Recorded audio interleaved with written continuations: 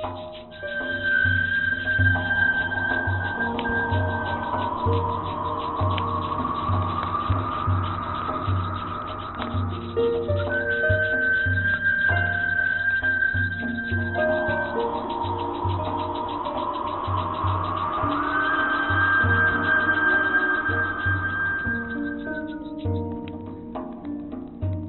and welcome back to the IAM Symposium.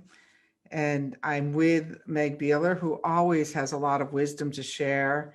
And I'm just doing a little of the technical aspects of this. And hold on one second. It's hard to be dialing all the knobs over here and controlling the conversation too. Hi, hey Meg. Hi Renee, it's wonderful to be here. I love celebrating the solstice this way. It's like I know you've been here favorite with us holidays. 2 years. Yeah. Okay. All right. Okay, we're live over on the Wind Clan. Okay. Hold on. All right, I think we're good to go. So welcome, Meg, and want to tell people about where you're from and what you're doing and what we're going to talk about today. That would be great. Okay. So the universe is a feast, and I'm going to talk today about how you can tap into the boundless energy that surrounds you. This all, for me, comes from my work in the Andes for 30 years, and also with core shamanic journeying, and the stars have been calling me for a long, long time. And I wrote a book a couple years ago called Weave the Heart of the Universe into Your Life, and I've been exploring how to kind of come out of the closet more about this stuff, because it's powerful but hard to talk about. So I'm going to do it today.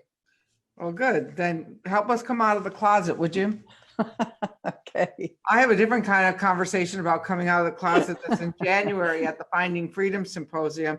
But today we're at the IAM Symposium. So there are many closets to come out of. There's so many closets to come out of. You know, just get out of the closet. You know what? Let's open the doors. The closet this year. Actually, I'm in my house. I'm thinking about taking out a closet and moving it because I want more open space. And it's like, okay, there goes the closet. There'll be no closets. All my stuff will be out in the yard.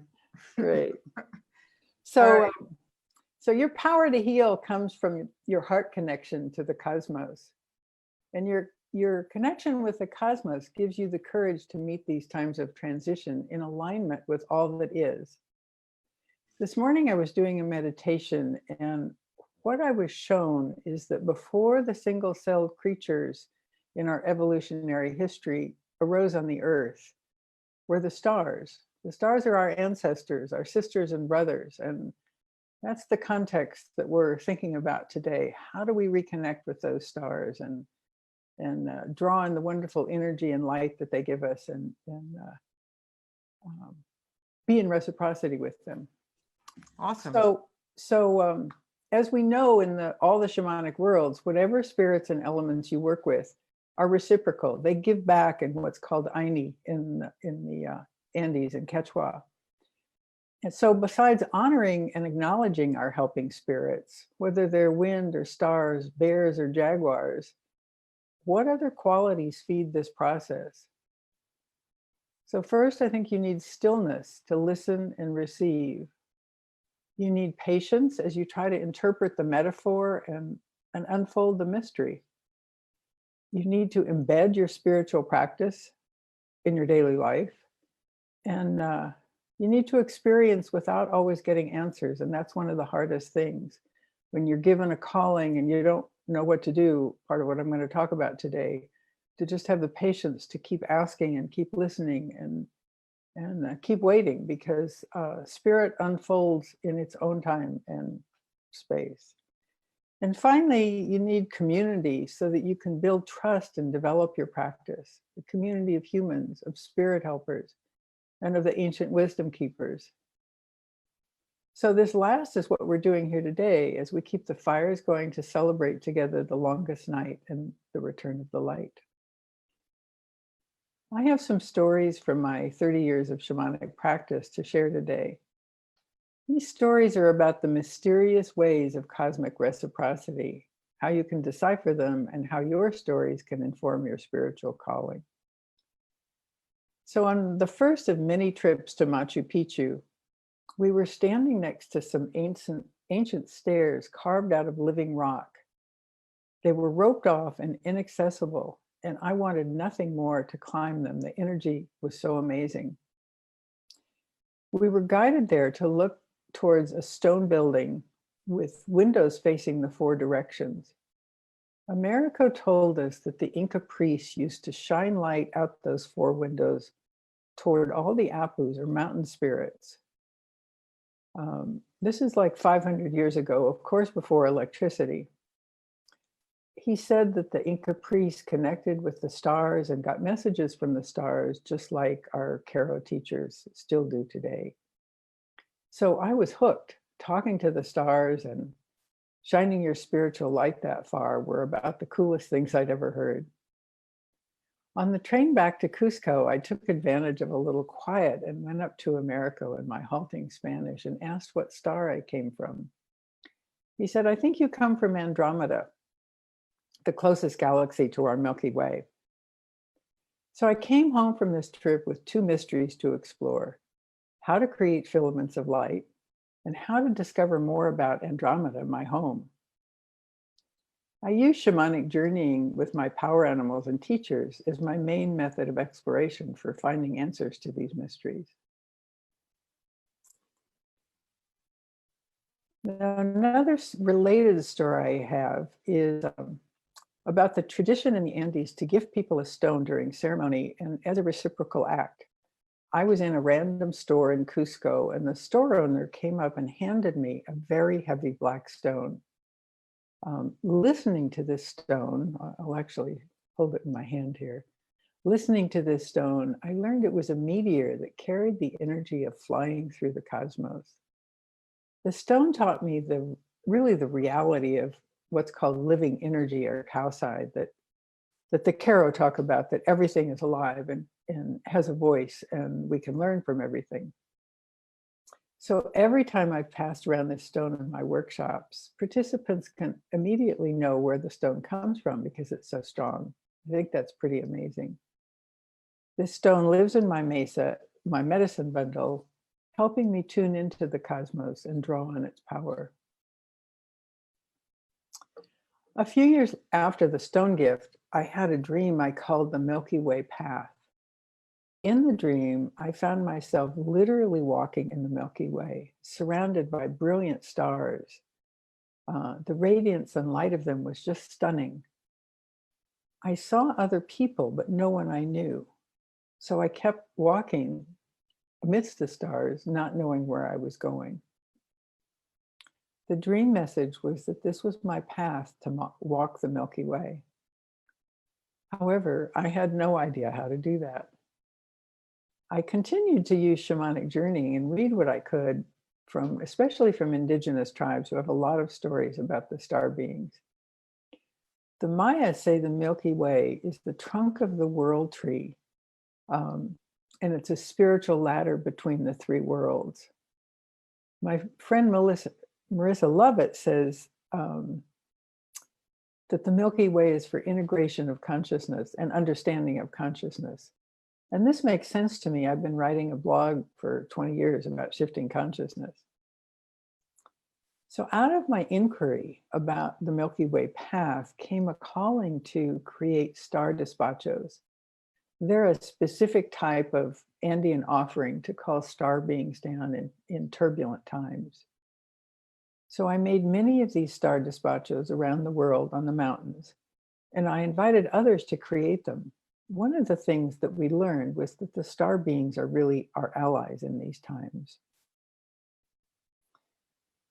The fourth experience, the piece that really opened the cosmic doors for me, came from receiving the ninth rite of the Munay-Ki.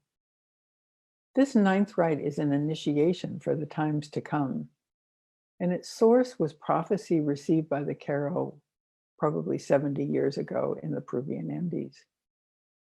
During the initiation, sitting in meditation with my teacher, Dona Bernardina, I experienced the vastness of the cosmos through her.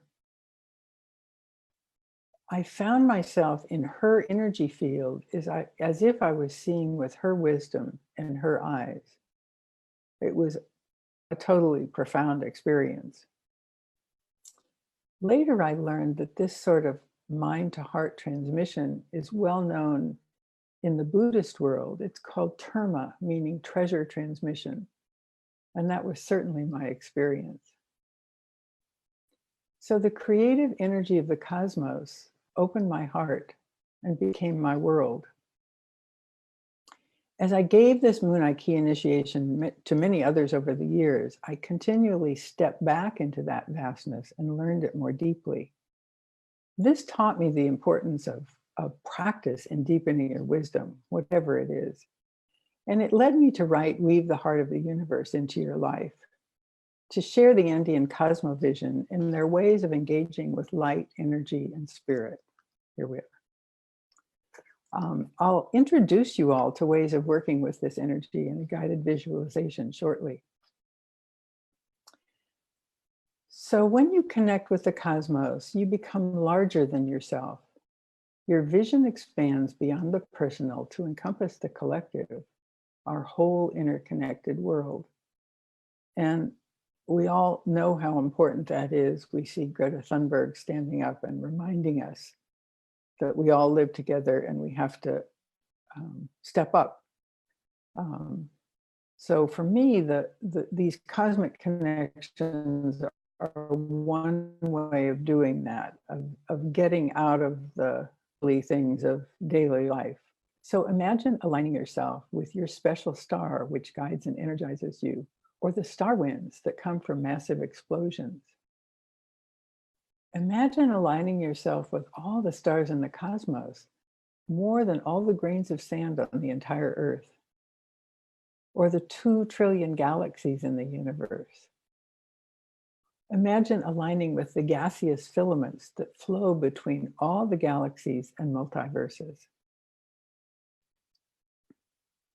Alignment with the spirits of these cosmic forces gives great comfort.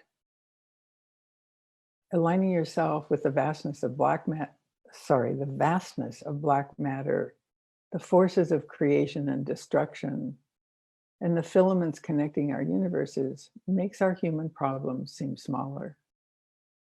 It helps you step into meaning outside the time-space continuum.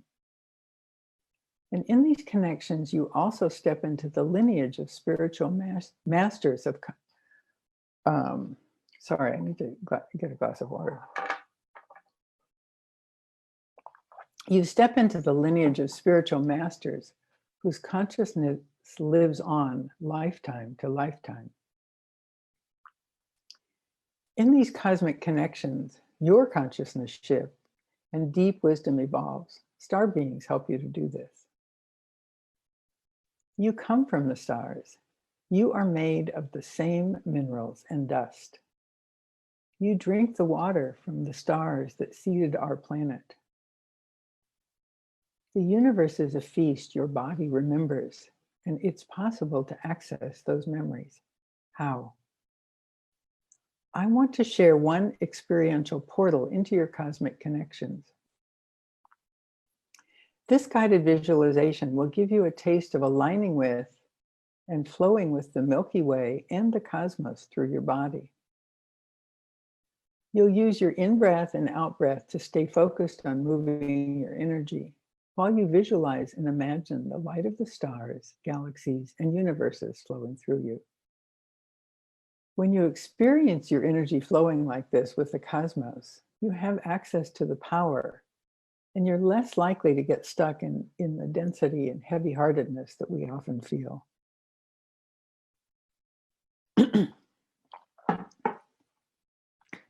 So this cosmic connection will give you courage to meet these times of transition in alignment with all that is. I invite you now to take a deep breath and feel your feet on the ground. Feel your roots going into the earth. And take another deep breath. Place your hands on your heart, sending your breath in and out through your heart. Feel your heart energy as you breathe, in through the heart and out through the heart, in through the heart and out through the heart. Breathe love out through your heart and breathe love in, filling yourself.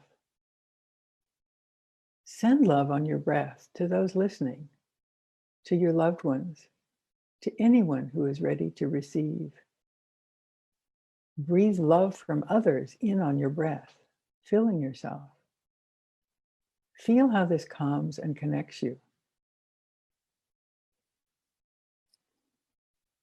Now we'll shift the flow of our breath to the vertical, opening, creating a stream between the earth, our bodies, and the cosmos.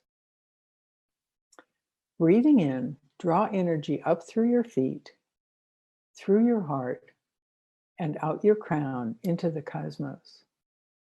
Breathing out, draw energy from the cosmos down through your crown into your heart, through your feet, and into the earth.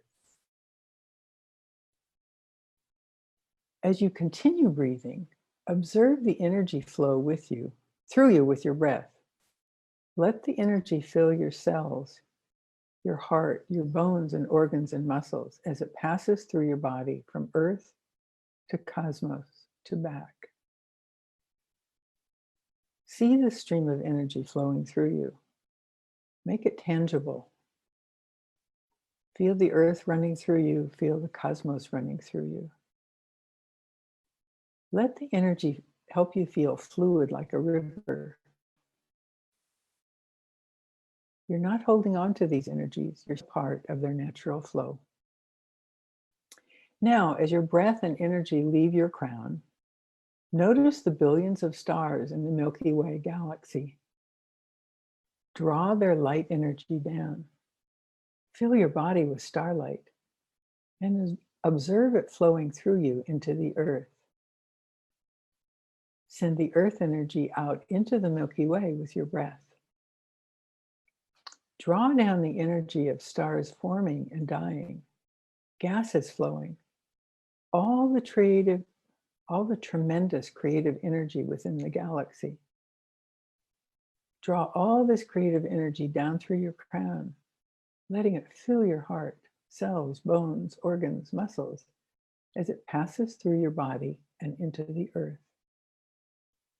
Again, send earth energy into the Milky Way and draw star energy down through your crown. Visualize and imagine as much as you can of the light and the brilliance as you breathe. Once more, draw star energy down through you into the earth and send earth energy through you into the Milky Way.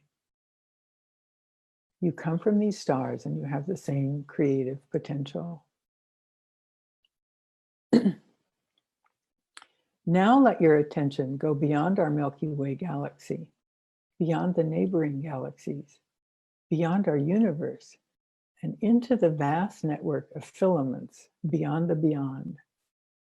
Let yourself sense and feel the filaments that connect each universe to the others.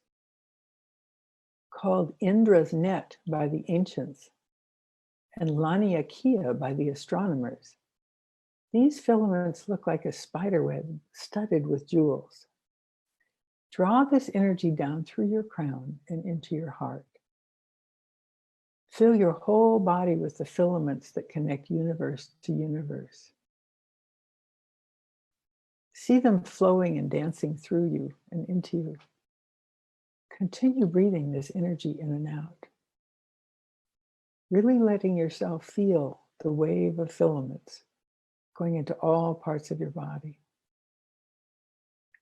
Feel a part of this vastness. Feel yourself a glowing jewel in this great net. Rest in the vastness and connection between all the universes. Keeping yourself in a place of flow, gently open your eyes and notice what has changed.